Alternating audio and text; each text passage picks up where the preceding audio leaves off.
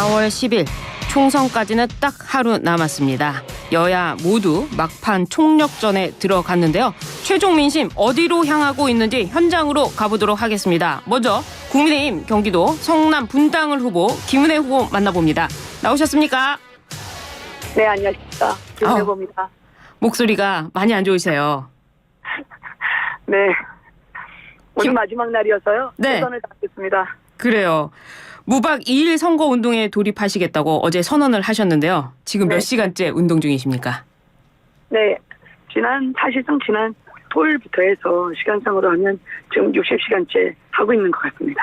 60시간째 잠을 안 주무시고 지금 선거운동을 하고 계시는 건가요? 토막잠은 잡니다. 네. 차에서 이동할 때 10분 정도는 가끔씩 할 수 있으니까요. 이렇게 무박 2일 선거운동에 돌입한 이유가 있을까요? 사실 반성하고자 하는 마음으로 시작을 했습니다. 선거운동을 다니다 보면 네. 정부 여당의 아쉬운 점을 말씀해 주시곤 하거든요. 들어보면 다 맞는 말씀입니다. 그동안 정부 여당이 잘못한 점에 대해 부족한 점에 대해서도 주민 한 분 한 분 손을 잡고 제 마음을 전달하고 싶었고요. 네. 한 분이라도 더 만나서 목소리를 듣기 위해서 그래서 무박 선거운동을 시작했습니다. 이렇게 이색 선거운동이 눈길을 끌고 있는데요.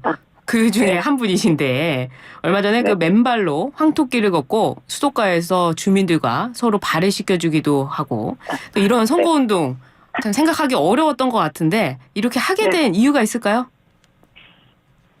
분당 주민들께요. 네.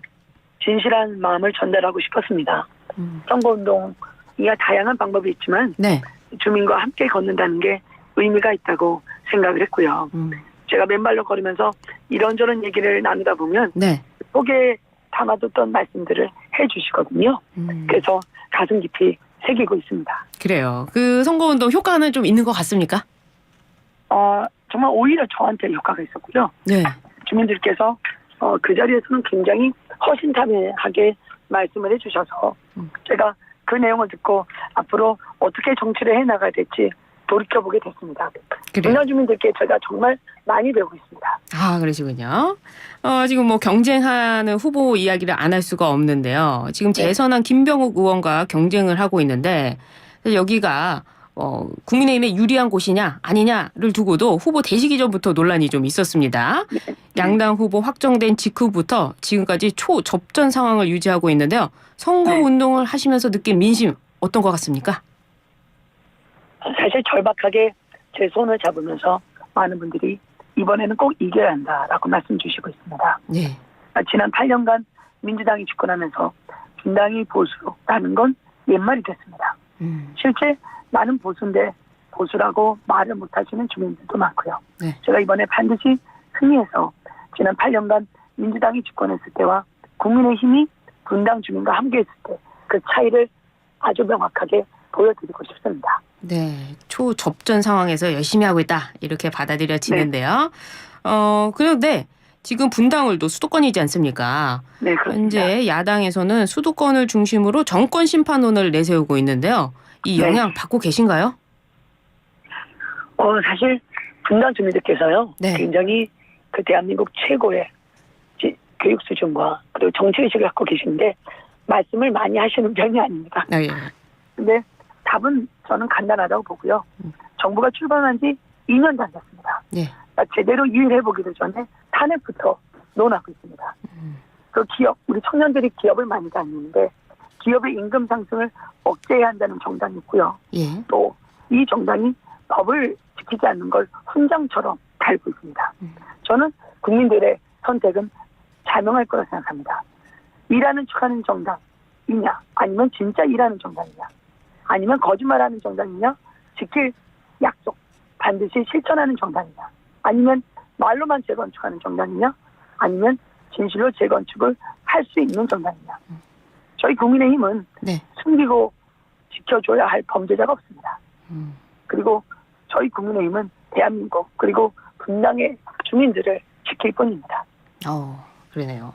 목소리가 많이 가라앉으셔서 네. 2년도 안 된 정부 제대로 일해보기 전에 탄핵을 이야기하고 있다. 이 말씀도 해주셨는데 알겠습니다. 친명계잖아요. 김병욱 의원이 7인회 네, 출신 그렇습니다. 김병욱 의원. 그리고 여기는 또 윤석열 대통령의 핵심 참모 김은혜 네. 후보의 격돌인데요. 네. 결국 이 성남 분당을이 어떻게 보냐면 미니 대선 같네요. 윤석열 대 이재명, 이재명 대 윤석열 이렇게 평가하기도 하는데 네. 책임감이 느껴지십니까?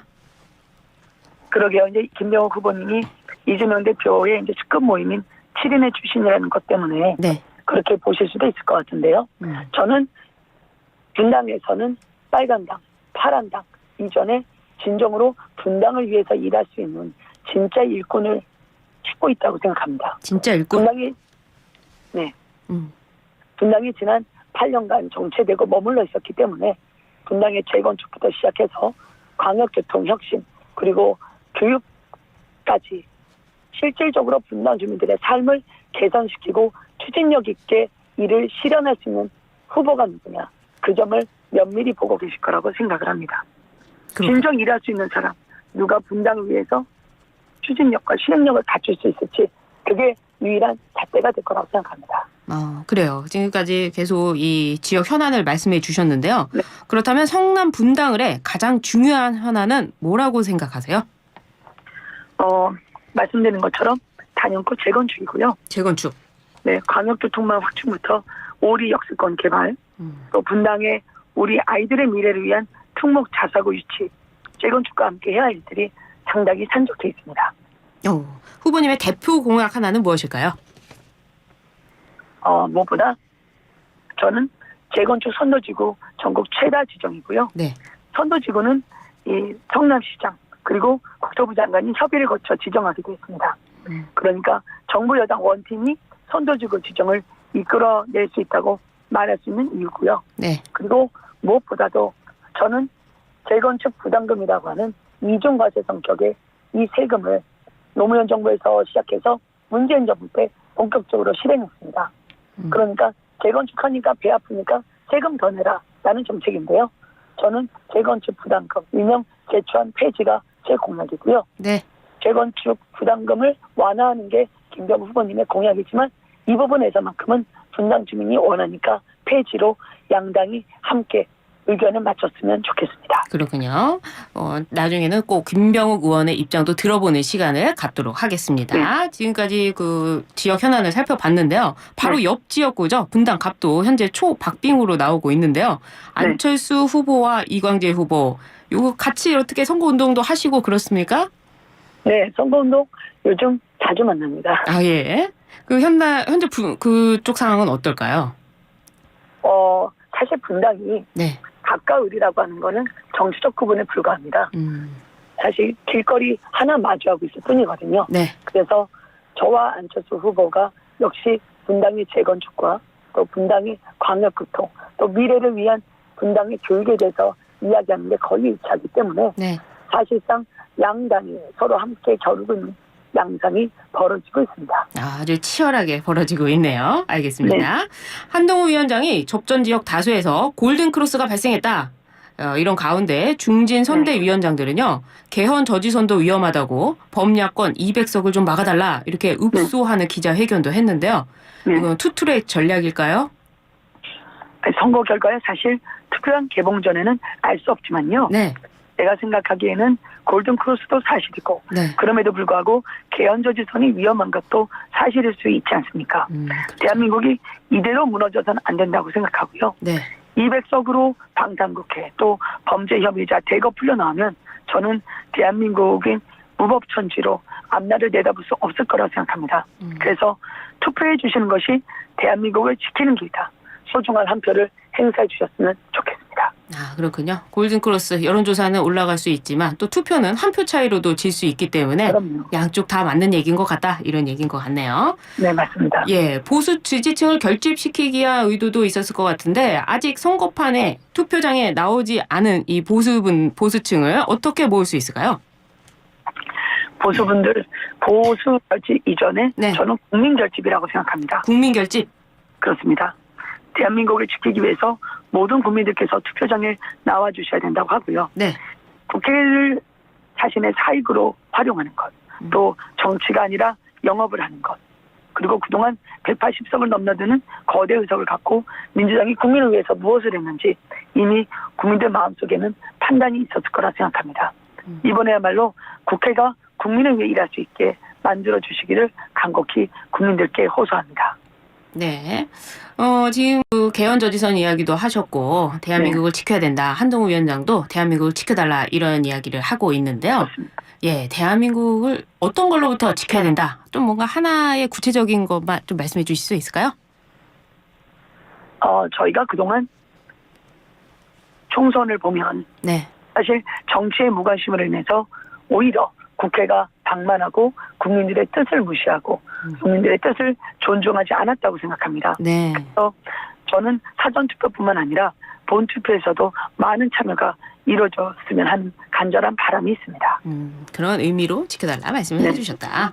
네, 마지막으로 우리 국민께 전하는 한마디 해주시죠. 저는 척하는 정당과 진짜 하는 정당을 국민들께서 한번 진정으로 바라봐 줬으면 하는 간절함이 있습니다. 저희 아들, 딸 그리고 손자, 손녀가 살아갈 세상을 여성을 성적 대상으로 바라보는 자들이나 서민의 생계를 위해 대출받은 돈을 부동산 투기를 위해서 그러면서도 염치 없이 큰 소리를 치는 정당이나 경찰관을 폭행하고 공권력에 도전하는 자들에게 대한민국은 분당을 맡기실 수 있을지 여쭙고 싶습니다. 네. 그래서 최악의 혐오 후보나 최악의 사기 후보를 끝까지 비호하면서 민생에 미치는 영향이 없다는 그 오만을 착각이라고 해주셨으면 합니다. 알겠습니다. 그래서 네. 우리가 분당이 숨쉬게 되고 대한민국이 살아나는 이 미래를 꼭 선택해 주시길.